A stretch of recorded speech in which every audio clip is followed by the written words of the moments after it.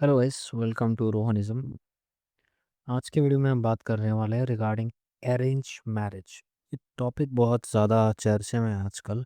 And आज के situation को देखते हुए अरेंज मैरिज में बात करना बहुत ज़रूरी हो जाता है। वी अंडरस्टैंड आज के जनरेशन जो है काफ़ी ज़्यादा कंफ्यूज है इफ़ दे शुड मैरी और not, right. And arrange marriage तो स्पेशली, राइट। तो इस बारे में ये टॉपिक क्यों इंपॉर्टेंट है, विल डिस्कस अबाउट इट। ये जो इंसिडेंट है आपको याद रहा होगा, ये जो मेरठ वाली इंसिडेंट है, उत्तर प्रदेश के मेरठ में ये जो इंसिडेंट हुआ था, जहाँ पे ये जो हस्बैंड था एंड वुमन ने अपने बॉयफ्रेंड के सहारे जो हेल्प लेके इन्होंने मर्डर करवाया अपने हस्बैंड का। And obviously we know how it ended up in a blue drum which got very famous and memes बनने लगे उसकी। Will talk about the seriousness of this matter. We understand कि ये चीज़ें जो है बहुत ज़्यादा फ्रीक्वेंट हो रही है आज के डेट में इंडिया में। We remember the case of Ketan Agarwal as well, जो कि सिया गोयल के द्वारा पहाड़ों से धक्का दिया गया था। एंड मैं हम बात करेंगे क्यों ये चीज़ें हो रही है। एंड स्पेशली हम बात करने वाले हैं कि arrange marriage, if that is a good option, even if you know even if we consider this incident as very minor. So first of all we'll have to understand कि yes, this is not the norm, but highlight भी इसीलिए होते हैं क्योंकि ये incidents बहुत rare है coming from a woman, and इतना ज़्यादा strategically किसी का मर्डर करना ऐसा दिखता नहीं था आज से पहले, राइट। जितना ज़्यादा अभी फ्रीक्वेंट होने लगा ये चीज़ें, तो ऐसे इंसिडेंट्स तो खैर हम बात कर सकते हैं, काफ़ी सारे हैं, 10-15 तो अभी इसी साल के होंगे, राइट। तो हम इस इंसिडेंट के बारे में बात करने नहीं आया, मेरे कि एज एन एग्जांपल मैं ये रखा हुआ है ताकि आपको अंडरस्टैंड हो कि अरेंज मैरिज के कॉन्सिक्वेंसेस क्या हो सकते हैं। तो अरेंज मैरिज में अगर हम सोचें कि इस तरह के इंसिडेंट्स 5-7% होते हैं, ज़्यादा नहीं होते हैं, लव मैरिज में भी सिमिलर होते हैं। तो we'll have to talk about it really. क्यों? क्योंकि वी अंडरस्टैंड कि अरेंज मैरिज को हम ज़्यादा तवज्जो देते नहीं हैं। There are multiple reason for that. Generation हमारी इतना तो सोबर है कि हमें अंडरस्टैंडिंग है कि क्या सही क्या गलत है। हालाँकि हम डिस्कस करने वाले हैं जो कॉन्सिक्वेंसेस है अरेंज मैरिज करने के। अगर आप फैमिली के प्रेशर में आके कर लेते हैं शादी, फिर भी जो कॉन्सिक्वेंसेस है वो तो आपको भुगतने ही पड़ेंगे। इस इमेज ये क्या रिफ्लेक्ट कर रहा है कि they both really do not know each other, still they are getting married, doing what? They are just getting married due to family pressure और समाज में अच्छी दिखेंगी। एंड द समाज वाला कॉन्सेप्ट तो हमारे जनरेशन में आई बिलीव ख़त्म ही हो चुकी है, अभी उतना कोई समाज का परवाह करता नहीं है।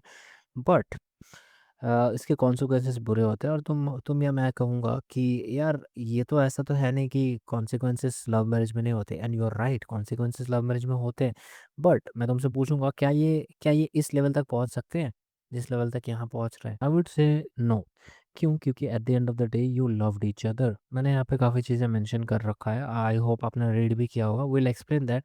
हाउएवर पहले बात करते लव मैरिज के बारे में। तो एआई जनरेटेड इमेज है बाय द वे, एंड इस इमेज के ज़रिए मैं आपको बताना क्या चाह रहा हूँ कि येस, एज़ अ कपल आप लड़ोगे, आपको फाइट्स होंगे, रिलेशनशिप है तो ऑब्वियस सी बात है फाइट्स होंगी।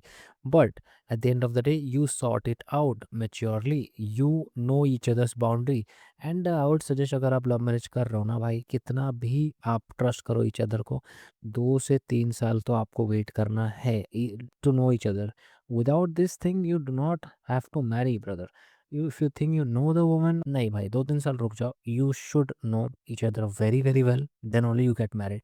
नाउ कॉन्सिक्वेंसेस क्या हो सकते हैं अगर तुम फिर भी अरेंज मैरिज चूज करते हो? एग्जैक्टली कि cheating biology will cost you bad genetics. क्यों ऐसा हो सकता है? देखो भाई, सीधी सी बात है, इस बारे में मेरा एक अलग मतलब मानना है कि अगर आप कर भी लेते हो, क्योंकि हाँ, अरेंज मैरिज में आपको बहुत अच्छे ऑप्शंस शायद मिल जाएँ, कुछ इस तरह का ऑप्शंस, खैर वो तो थोड़ा आपको रेयर मिलेगा, बट फिर भी आज के डेट में रेयर कुछ है नहीं वैसे तो। तो मेरा कहना ये है ना भाई कि unlike India, China doesn't push people to marry within birth based communities, right. हमारे यहाँ पे क्या चलता है ना, कास्ट चलता है कि हाँ, आप बंगाली हो तो आपको बंगाली कल्चर में शादी करनी होगी, पंजाबी हो तो पंजाबी में करनी होगी। This is very much common in India, which costs us genetics. Why am I saying that? See, क्योंकि love marriages are the norm China में, ठीक है। While government focuses on healthier children through genetic screening, cheating biology will cost you bad genetics. क्यों मैं ऐसा कह रहा हूँ? तो in India for 100 of year caste boundaries have acted like genetic walls. तो इंटरकास्ट मैरिजेस जो है आपको एक स्ट्रॉन्ग जेनेटिक्स भी देती है, if you research about it. Arranged marriages often encourage marrying within the same caste and communities, reducing genetic diversity over the generations. So very very self-explanatory. Strict caste-based marriage can increase the risk of inherited genetic disorder by limiting genetic diversity and hence passing the harmful recessive genes. Clear है यहाँ पे जो होता है अगर आप same genetics में शादी करते हैं, बहुत कोई तो इतना एक्सट्रीम चले जाते हैं कि अपना जो एग्जैक्टली लाइक सपोज किसी का नाम है रोहित मिश्रा, राइट? रोहित मिश्रा क्या करेगा ना, रोहित मिश्रा शादी करेगा एक सेम मिश्रा से शादी करेगा तो भी गोत्र वगैरह मैच करके काफ़ी चीज़ें वो होती है, chances of getting disease in this is much much higher than if you marry a woman who is from a different caste, right? We know that we should search about it. Still, if you want to marry a girl like that, so you should understand that a woman can be gigantically monstrous and taking the risk of marrying someone after just 1 2 months of interaction or simple because both families are happy isn't worth it for an investment that's supposed to last for 50 years. Right, अगर आप 1-2 महीने मिल के भी 1-2 महीने तो ख़ैर मैं तो आपको यहाँ बोल ही दिया कि 2-3 साल आप साथ रह भी लो, तो भी समटाइम्स जस्ट नॉट इनफ। अगर आप 2-3 महीना किसी के साथ रह के अगर आप सोच रहे हो कि you know each other very well and you should go for arrange marriage then you are very much fucking up, right? So we'll talk about the solution. So what is the way out? Yeah, so the way out, as you can see the arrow pointing out at potential solutions. Potential solutions is more genetic diversity means lower chance of both parents carrying the same rare harmful mutations, reducing the risk of certain inherited disorders.